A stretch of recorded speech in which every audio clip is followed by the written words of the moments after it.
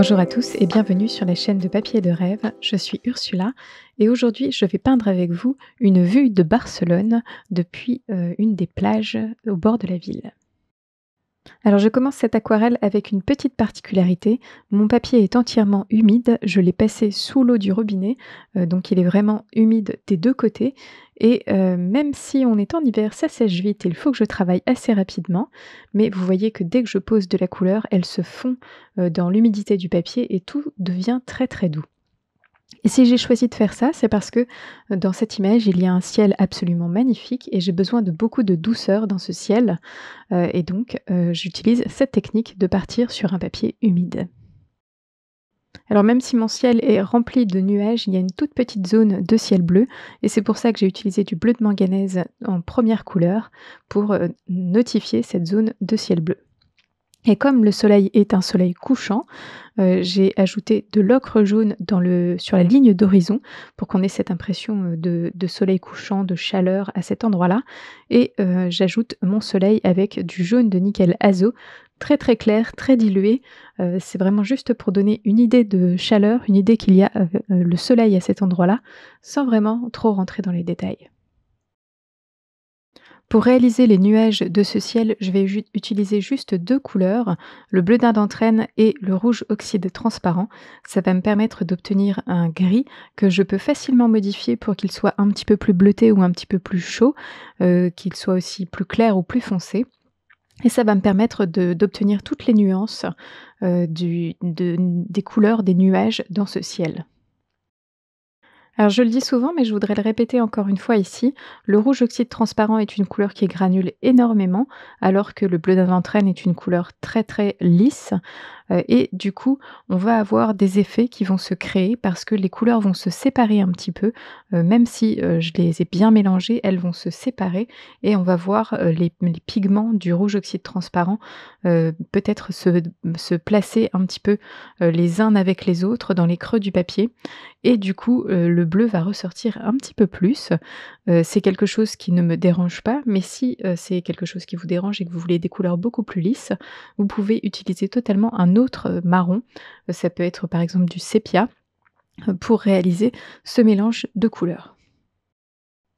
Alors dans ce ciel, il y a des zones avec des zones de nuages très, très noirs et alors à ce moment-là, il faut que j'utilise beaucoup de pigments pour qu'on ait vraiment, cette impression de très foncé et par d'autres endroits, les nuages sont un petit peu plus clairs, un petit peu, encore éclairés par le soleil et du coup, je rince un petit peu mon pinceau mais j'utilise vraiment le même mélange pour obtenir des nuances de couleurs différentes. Et si par exemple une couleur est un petit peu trop foncée à un endroit, il suffit de rincer un petit peu son pinceau, de repasser avec un peu d'eau, d'étaler un petit peu la couleur et on obtiendra facilement la couleur que l'on souhaite. Et vous pouvez le voir sur mon image de référence, c'est une image très contrastée. On voit vraiment bien la lumière du soleil qui apparaît, à travers les nuages et tout le reste est presque dans un niveau de gris bleuté. C'est une image qui est assez intéressante.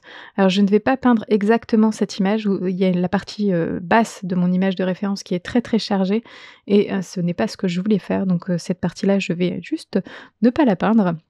Mais ce que je veux surtout peindre, c'est vraiment cette ambiance de gros nuages noirs, de coucher de soleil, qu'on puisse voir aussi la skyline, le long de la plage. C'est vraiment les éléments sur lesquels je veux me concentrer. Alors je continue cette image par peindre l'emplacement de la mer. Je n'hésite pas à sortir mon gros pinceau à cet endroit-là pour, avoir une zone un petit peu plus lisse. Je veux que cette couleur soit bien dégradée, bien douce, qu'il n'y ait pas trop de démarcation. Autant dans le ciel, je veux un peu de démarcation, mais que ça reste doux. Là, pour la mer, je veux que ce soit vraiment très, très lisse. Et passer à cette partie basse, remplir la mer, ça me permet aussi de laisser un peu de temps, pour le ciel, la zone de ciel de sécher un petit peu. Alors bien sûr, ça ne séchera pas complètement pour l'instant, mais ça va me permettre de pouvoir ajouter, quelques, zones, de détails si on veut, qui vont rester quand même très, très doux puisque, ma zone sera encore humide, mais la couleur ira un petit peu moins loin et ça me permettra d'avoir un petit peu plus de précision, dans les nuages. Et au fur et à mesure que cette partie haute commence à sécher, vous pouvez voir un petit peu l'effet, dont je parle, quand, on utilise une couleur très, très lisse et une couleur qui granule ensemble. Vous pouvez voir les zones de rouge oxyde transparent, qui se déposent vraiment sur le papier à certains endroits et le bleu d'indanthrène qui, du coup, a une texture beaucoup plus lisse et qui se voit un petit peu plus. Et en plus, il me semble qu'il y a une très, très légère, inclinaison sur ma table, quelque chose qui est à peine perceptible, car on voit les pigments, du bleu d'indanthrène juste descendre un petit peu, sur mon papier. Donc il doit y avoir vraiment une très, très légère inclinaison qui donne cet effet-là. Mais, je trouve que ça apporte beaucoup, à l'ambiance de ce ciel et du coup ça ne me dérange absolument pas. Alors durant cette aquarelle, j'ai appris, une petite chose, c'est que, lorsque on relève le pinceau du papier, quand le papier est très, très humide, on laisse une sorte de petite goutte de couleur et si on veut que les zones soient très, très fines, il vaut mieux commencer par la zone la plus fine pour relever le pinceau dans une zone un peu plus épaisse et ça évitera d'avoir cet effet de goutte un petit peu plus large qui se crée. Alors c'est relativement facile à corriger, mais je pense que si on peut l'éviter, tout de suite, c'est aussi bien. Et donc au fur et à mesure, vous voyez que je vais, commencer par les zones les plus fines pour avoir mon relevé de pinceau dans une zone un petit peu plus épaisse. Ça me facilite le travail et c'est parfait.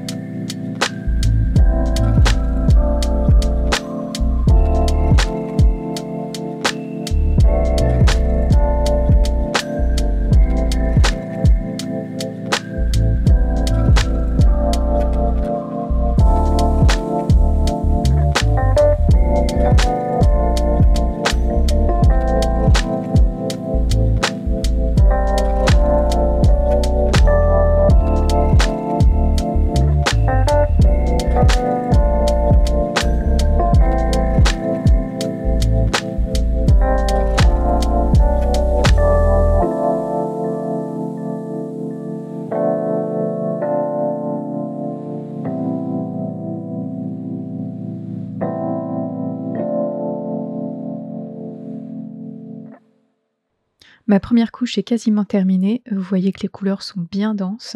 J'ai vraiment fait attention à utiliser beaucoup de pigments lorsque je voulais des couleurs foncées, surtout dans le ciel, parce que je ne souhaite pas y revenir. C'est aussi quelque chose que j'ai appris au fur et à mesure de mes aquarelles.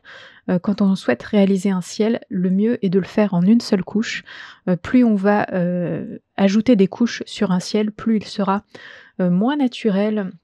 Il sera, plus rigide en fait et le fait de le réaliser en une seule couche et en plus sur du papier humide, ça le rend vraiment très, très naturel et très, très, souple.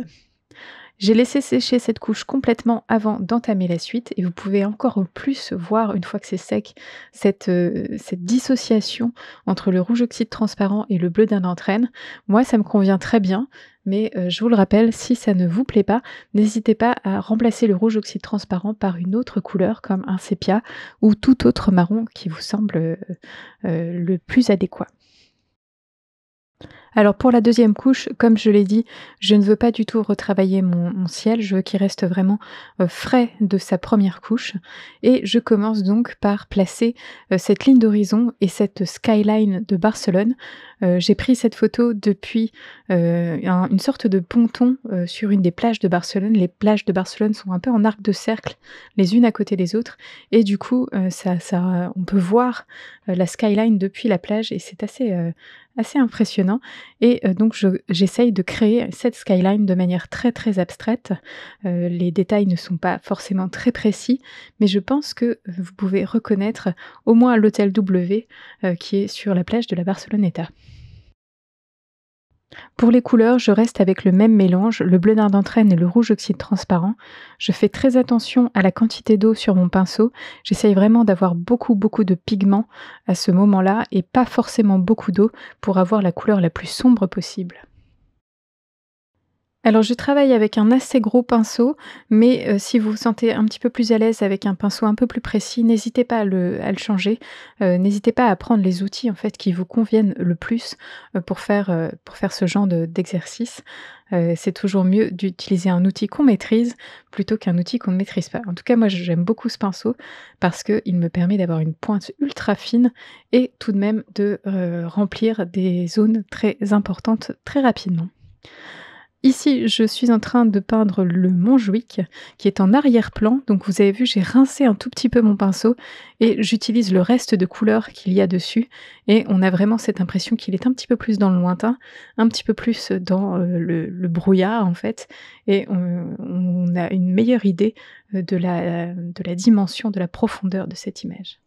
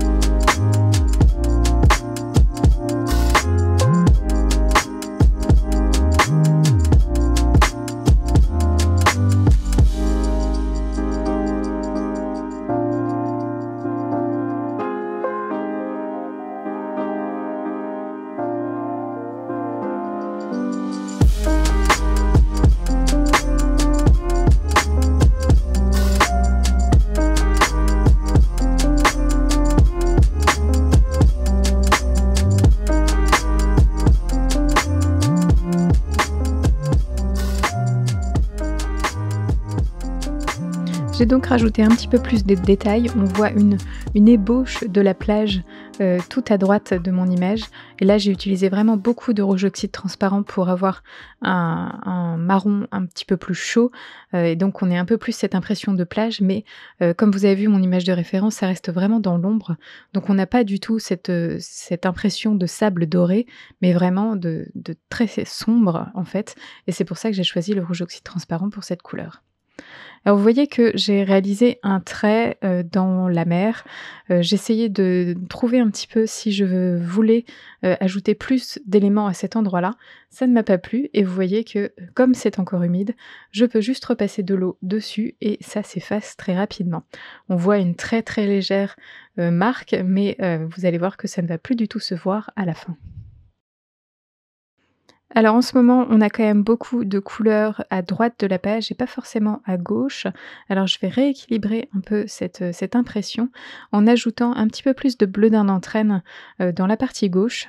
Donc vous allez voir que la partie droite, il y a un peu plus de rouge oxyde transparent, dans la partie gauche, un petit peu plus de bleu d'un entraîne. Et on va trouver un équilibre comme ça. Et là, encore une fois, j'utilise mon gros pinceau pour éviter les traces de pinceau, pour vraiment que cet ajout de couleur soit très très doux et qu'il se fond juste dans ce qu'il y a déjà de présent sur le papier. Je continue à équilibrer mon image en rajoutant encore une couleur un peu plus sombre dans le bas à gauche, de mon aquarelle. Cette fois-ci, c'est un mélange, qui ressemble un peu plus, à ce que j'ai utilisé dans le ciel. Donc on peut presque dire que c'est un peu, le reflet de ce qu'il y a dans le ciel, mais vraiment beaucoup plus doux, et beaucoup moins détaillé. La dernière petite touche que je veux faire, c'est ajouter, les petits bateaux qui sont dans l'arrière-plan de l'image. Ça ajoute un petit peu de vie et ça vient se fondre aussi dans ce que je viens d'appliquer sur, mon papier. Et cette vidéo est terminée. Merci de l'avoir regardée jusqu'au bout et j'espère qu'elle vous a plu. N'hésitez pas à aller jeter un coup d'œil sur le blog pour plus d'informations sur cette image. Et bien sûr, dites-moi ce que vous en pensez dans les commentaires. À bientôt.